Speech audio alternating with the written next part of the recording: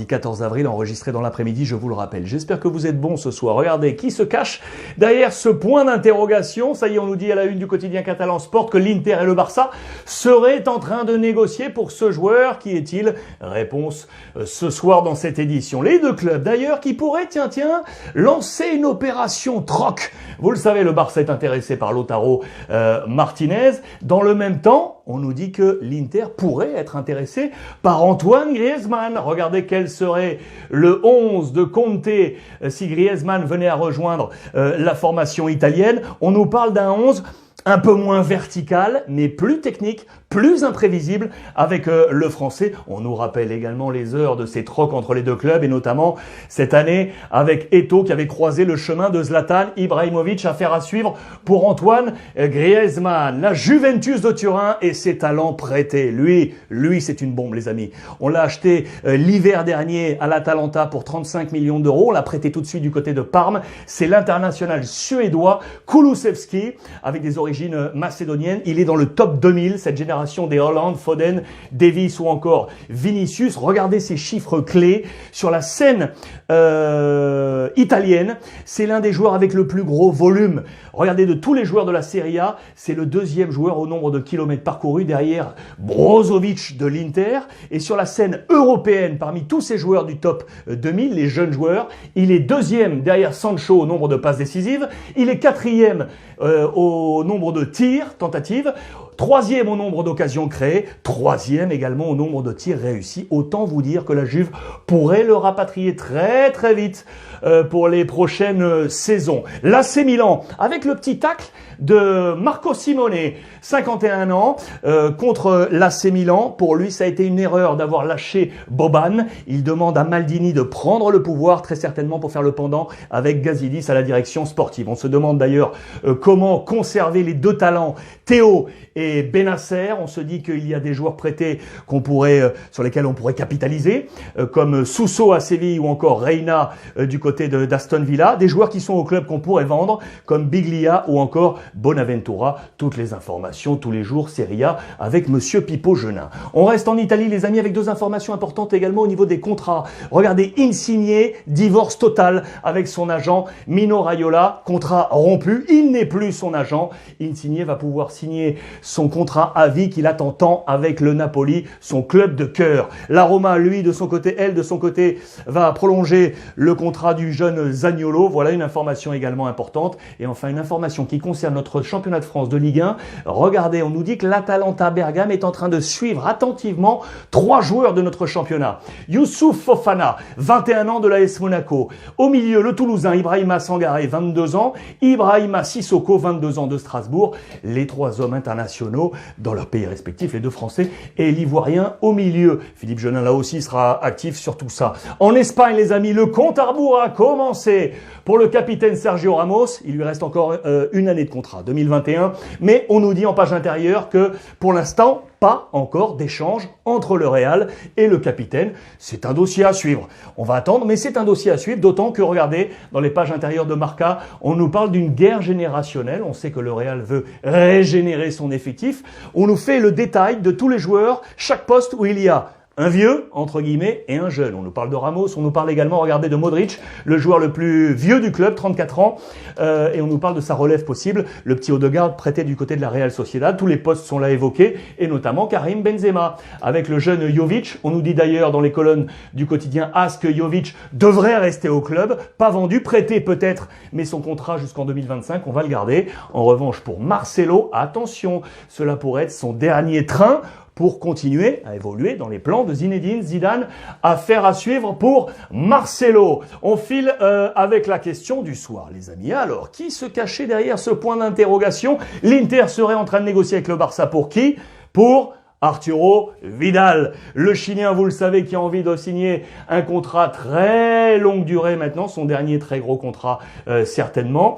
L'Inter l'intéresse, l'Inter serait intéressé par Arturo Vidal, voilà qui pourrait faire les affaires du Barça, car vous le savez, côté Barça, il y a un overbooking au milieu de terrain, notamment avec Rakitic. Les tensions sont là entre les deux parties. Le Barça veut capitaliser encore sur Rakitic, à qui il reste une année de contrat. Lui veut rester rester en Espagne, soit à Séville, son ancien club, soit l'Atlético de Madrid. Le Barça veut répondre aux sirènes les plus charmantes au niveau des finances. Regardez en position de milieu de terrain, on nous dit que le Barça chercherait d'ailleurs un nouveau Yaya Touré et on nous parle éventuellement d'Ndombele, le Français parti du côté de Tottenham. Je vous en avais parlé durant les dernières éditions. Il n'est pas en très bonne relation, on va dire, avec Tottenham et José Mourinho. Toujours le Barça avec Onana, le petit gardien qui était parti du côté de l'Ajax d'Amsterdam. Attention, on nous dit que le Paris Saint-Germain serait intéressé pour mettre une opposition à Keylor Navas. Je vous rappelle que le Barça a toujours une position préférentielle en vue de rapatrier éventuellement Onana. Toutes les informations Liga, ça je ne vous le rappelle plus, sur les réseaux sociaux de mademoiselle Aurore Thibault. Barça encore avec une dernière information plus institutionnelle. On est toujours sur les épisodes crise côté Barça. Le président Bartomeu, ça y est, a formé son nouvel organigramme. 6 démissionnaires durant les dernières 48 heures, dont son ancien vice-président Émilie Rousseau. Une action pénale, ça y est, a été lancée par Bartomeu contre Rousseau, qui l'avait attaqué entre guillemets, entre les lignes, pour dire que le clan Bartomeu avait mis la main dans le pot de miel financièrement sur l'affaire du Barça Gate, souvenez-vous, diffamation et donc action pénale intentée contre Émilie Rousseau. Je vous emmène en Angleterre, les amis. Volte-face de Daniel Levy, le patron de Tottenham, souvenez-vous, qui avait annoncé une baisse salariale de l'ensemble de ses employés, sauf des joueurs. Ça avait été un tollé absolu. L'opinion publique s'en était retournée d'abord vers les joueurs qui avaient dit « Mais attendez les amis, nous on va faire des efforts, on va faire des choses à juste titre ». Ils ont agi, les joueurs, et ils ont fini par mettre la pression sur le club. Volte-face, demi-tour. Daniel Levy ne va pas demander d'aide gouvernementale pour le chômage partiel. Ils vont assumer 100%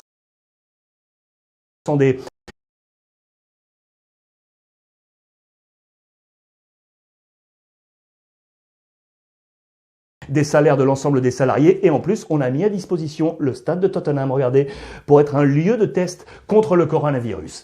Angleterre toujours avec Bernardo Silva du côté de Manchester City. Il aimerait bien retourner du côté de Benfica, c'est pas encore pour tout de suite.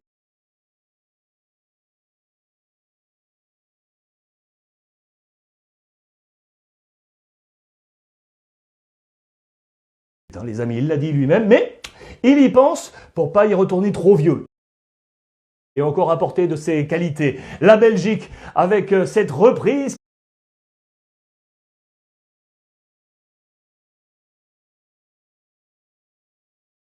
qui pose question, c'est Anderlecht.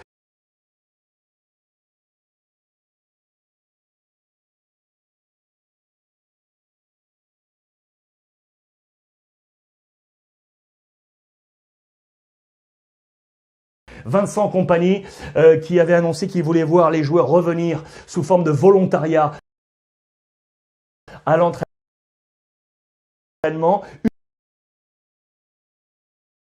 Une vingtaine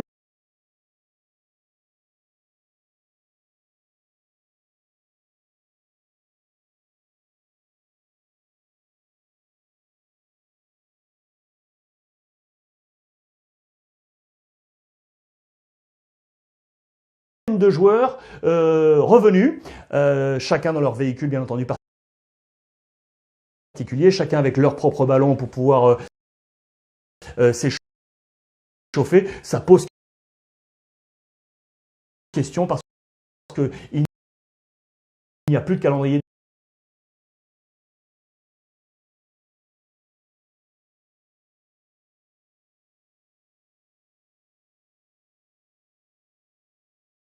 du côté de la Belgique, et on s'interroge sur cette action du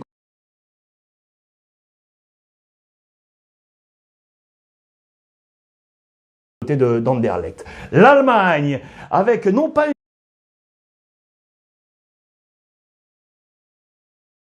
une guerre de gouvernance, mais on est en train de rétablir trois petites choses du côté du Bayern Munich. Au centre des débats, regardez, je vous ai là mis les 4 hommes. Il y a Flick, le coach qui a été prolongé jusqu'en 2023. Sa relation préférentielle était avec Karl-Heinz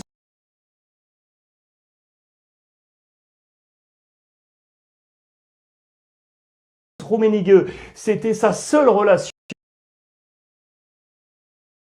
sous contrat avec Rummenigge, avait exigé que ce soit son seul intervenant. Et il a également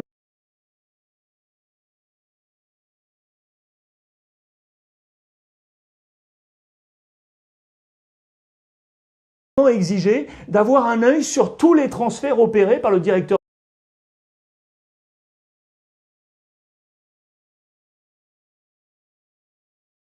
sportif Salihamidzic.